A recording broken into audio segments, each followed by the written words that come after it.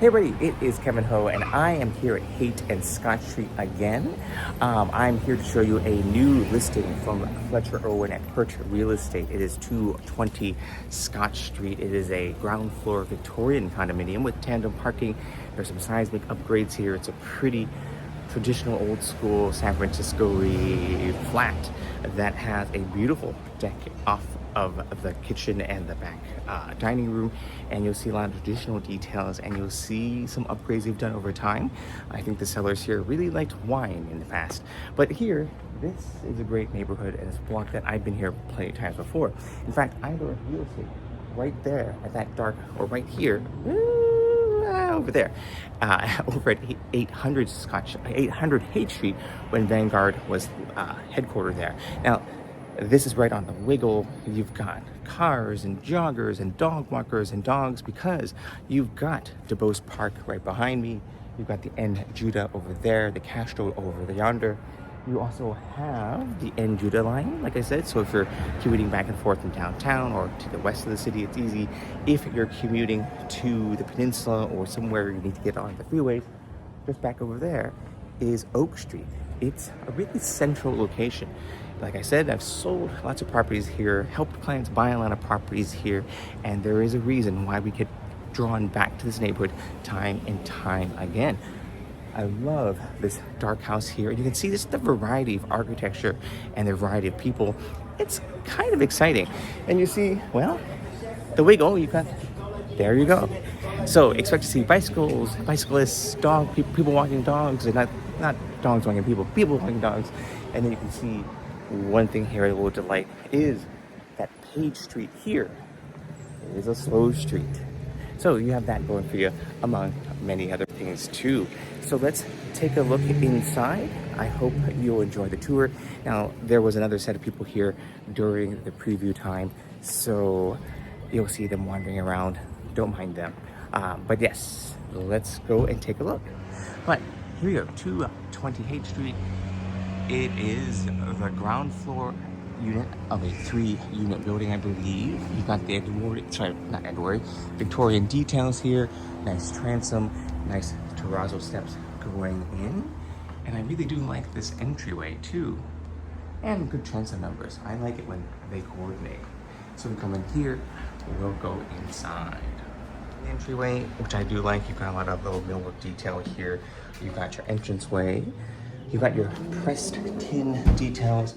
Nice long hallway here with your slotted aperture recessed lights above. Nice medallion there. You've got the cove ceiling and a long hallway. We go straight into this front room. Living room, traditionally a double parlor. You can see where the double doors were. And again, cove ceilings, medallion above. And here you've got your windows looking out onto the street.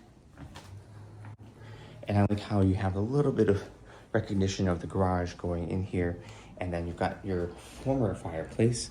And nice, they took the hearth out here and they did that. Wood floors below. I like this footnick fixture. You can see up there, you can see the pipes for the old gas lines to supply the,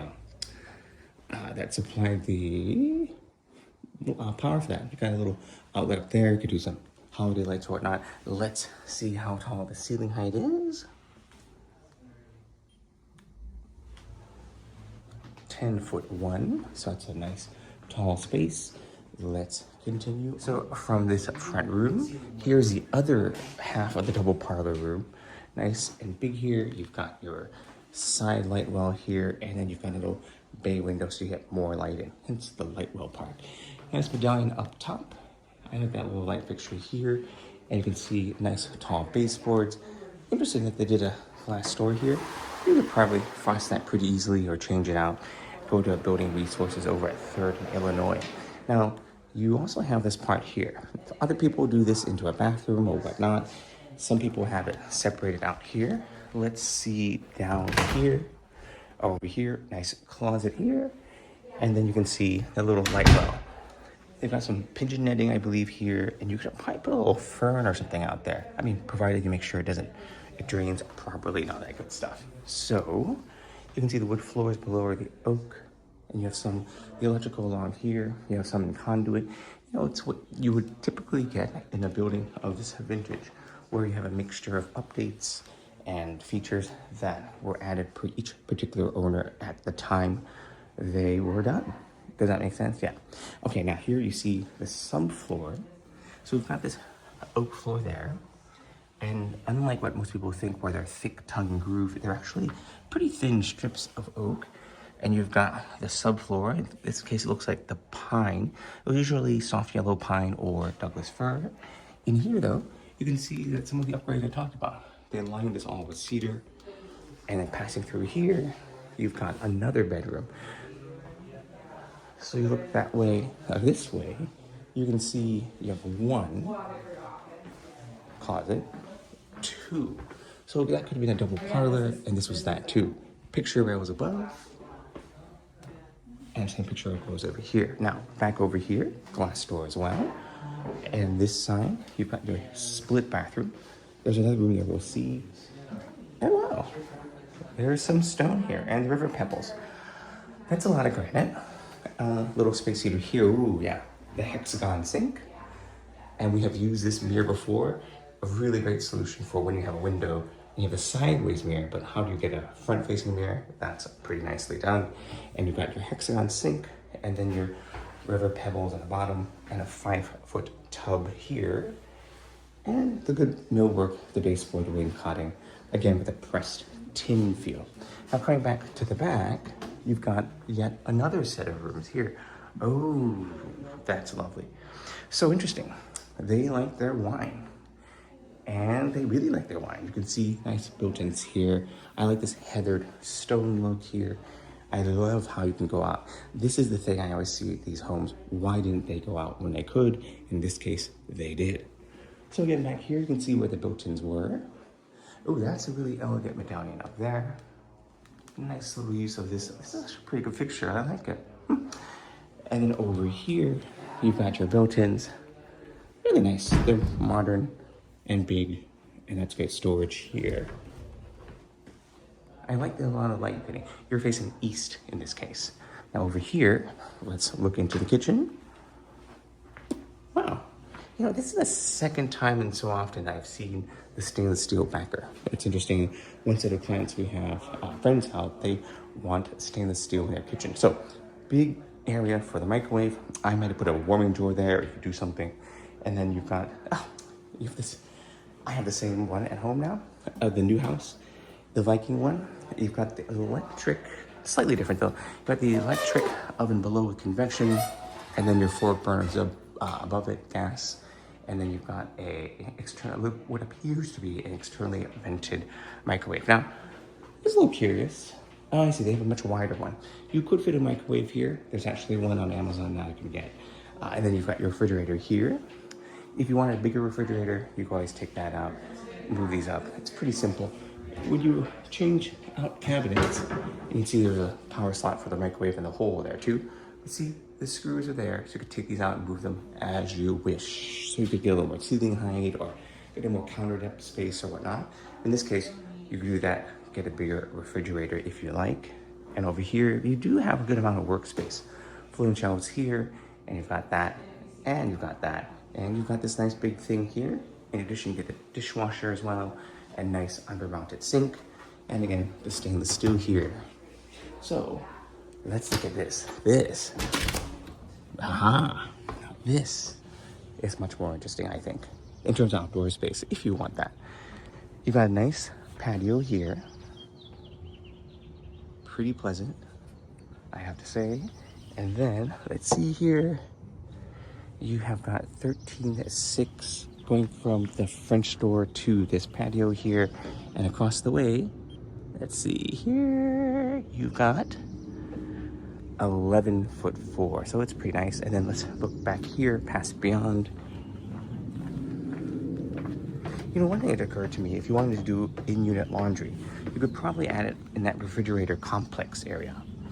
So going out to the yard here, oh, I like the little moss here. It's nice and pleasant.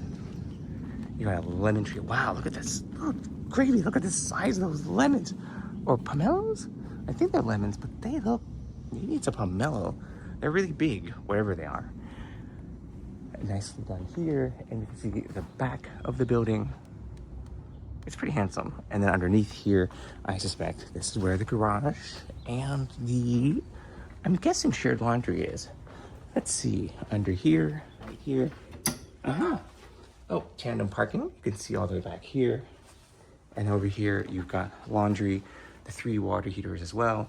And you can see they've done some upgrading of the sheer plywood sheer wall there, some bolstering with some work here. And you've got the space. And then from here, you've got the tandem, or you have the tandem parking. You come in, you have one, and it kind of ramps up here. And then over there, you've got your power meters. You see 1, 2, 3 for each unit. And then you see the one for the house. Now here, oh, this is interesting. Oh, good. So in order for them, oh, I think the other parking place must be here. It looks like it. Because if you, let me see, did I turn these off? Nope, that turns off. When you come in here, you can see that they took a post out. They took the post out, but then they added steel. New footing here, steel, and then you can see in this light, that is a steel beam that they did here. That allows this to be open, so that's actually pretty good. So they have done seismic work in the past. So just guessing which parking space is which, let's say if this was your parking space, it'd be about 17 feet. Total, if you were doing tandem this way, which I think it'd be 1, 2, and 3, but let's say total from this point to the very back wall there, it is, wow, almost 49, 50 feet. These buildings were big. You can see foundation evolved over time. We've got these seismic upgrades on this side here, and you can see that they poured the concrete to likely encapsulate what is probably masonry or a brick foundation earlier on, but this is what they tend to do. Look how thick and robust the wood members are. You can see they have done work in the podium here. They've got straps and hold downs, and then more of the plywood shear wall type effect. I think more so in the back here. Yep, you can see that too. So all in all, pretty good. Let's go back. I mean, pretty good for what you'd expect of homes of this vintage in this location, because it was one of the earlier places where people built homes. My guess is this is probably from the late 1800s, early 1900s. And the deck under here, you can see pressure treated in concrete posts or piers, and you can see the metal strapping throughout. And the arch goes in here. Let's go back to the yard. It is. Let's go back upstairs to the unit itself. So in this kitchen from here again, oh yeah, recess lights above, and then you've got the subfloor as the floor, and you can see, like I said, we were in the kitchen before. Let's see what this half is. Floating shelves there, and then you've got this here at the dining room again, and then actually let's go out this way. Get the full effect, why not? These come in. Okay, fixed here, and then you got this. It is pretty lovely. Pretty quiet too. I'm kind of in love with that Birds song this morning. So, and I'm waiting for the other folks to go by so I can show you the other room underneath the stairs. And let's go back in. That's a really good fixture, I think. It works well. Medallions are challenging because you do have that gas line like we saw in the other room, and trying to hang a lot of weight on it, it's a little tricky. Electricians should be cautious, and I wouldn't, if I were you, do it DIY either, because those are tough and you never want to break the medallion.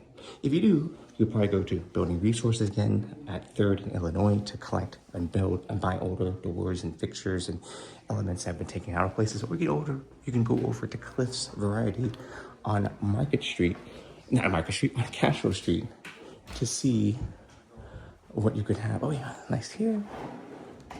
Yeah, that's good. All right, let us go down the hallway. From the kitchen, let me show you this long hallway here. And remember, we've got the dining room on this side. And then back here, we've got the bathroom, like we said here. Again, with the overhead recessed lights, the stone down here. Now this is the split bathroom. You guys do something where you merge it, you can add a little half sink there. Thanks so much. Let me grab one more shot. Oh, into the light well here. And then this was the room I wanted to show you. Oh yeah. Oh wow. Wow, that's a surprise. It's bigger than I thought. As you see, perfect office. Interesting. So staircase to the top floor, or maybe second floor, and then staircase to the middle floor. But a lot of extra storage here. Oh, and look at the little picture up there. Cute little paper detail. And then this is that long hallway that we said earlier. And I'm gonna switch with you. And then we go this way. Thank you so much. That's that bedroom up here. And then one more in the front room here. And thank you so much. Head up. So there we go. 220 Scott Street. Fantastic location. This is, of course, K.Ho walking you through. It's pretty lovely. Listed with Fletcher Irwin over at Perch Real Estate. This is, of course, K.Ho walking you through, like I said before. Wow, look how cute that house is. That's the thing about this neighborhood. It's one that I'm always drawn to because clients like it, because I like it, because I learned real estate over there, and because it really is one of those quintessential San Francisco neighborhoods. You can see bicycling people, tree-lined, dogs being walked. Oh, look at that cute little sausage dog, little dachshund across the way. Aww. And then, yeah, and you've got a lot of conveniences in the neighborhood, of course, and you're close to the Duboce corridor, and then if you took a hop and a bike right over there, you're over at the Panhandle just in a second. And if you need to commute to the Peninsula, just go up there, go on to Oak, and you're there. So yeah, this one should be popular, I hope. I hope you enjoyed it. Be sure to like, subscribe, and of course, if you need to buy or sell, let us know. That is what we are here for. And have a great Saturday, everybody.